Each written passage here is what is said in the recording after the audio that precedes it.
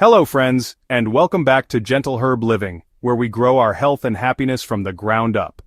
Today, we're going to talk about something many gardeners overlook: mistakes we unintentionally make with our soil that slowly weaken our plants, reduce yields, and damage the very ecosystem we depend on.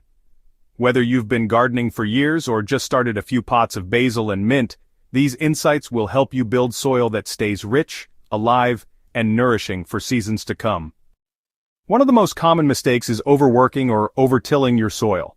It's easy to think that digging deeply and turning everything over each season is helping your plants. In reality, frequent tilling destroys the fragile web of beneficial fungi and microorganisms that create natural fertility. When you break up these underground networks, you interrupt how nutrients cycle through your soil and how roots interact with microbes to absorb minerals. Instead of deep tilling, try using a simple hand fork or broad fork to gently loosen compacted areas without flipping the entire bed. Over time, your soil will become naturally crumbly, aerated, and full of life without constant disruption. Another widespread problem is relying on synthetic fertilizers as a quick fix. Commercial fertilizers often promise instant growth, but they also disrupt the balance of microbes and deplete organic matter in your soil. Over time, plants become dependent on these artificial nutrients while beneficial organisms decline. If your herbs and vegetables seem to need constant feeding, that's often a sign your soil biology is out of balance. A more sustainable approach is to build fertility gradually with compost, aged manure, or homemade compost tea. These natural amendments feed plants and replenish the microbes that keep soil healthy long-term.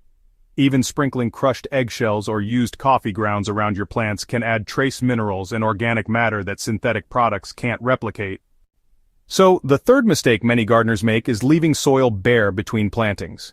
When soil sits exposed to sun and wind, it dries out, compacts, and loses precious organic matter.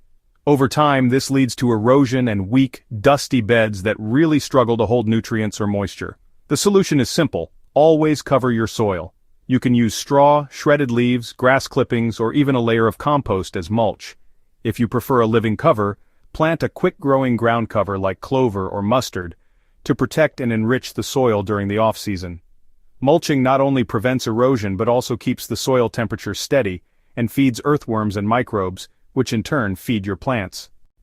By avoiding these three common mistakes, over-tilling, over-relying on synthetic fertilizers, and leaving soil bare, you create a living foundation that supports stronger, more resilient plants. When your soil is alive, your entire kitchen garden thrives. If you found this guide helpful and want more ways to build your healthiest, most vibrant garden yet, be sure to subscribe to Gentle Herb Living and click the bell so you never miss a new video. Share this with friends and fellow gardeners who want to nurture their soil naturally. Let's grow abundance together, one handful of living soil at a time.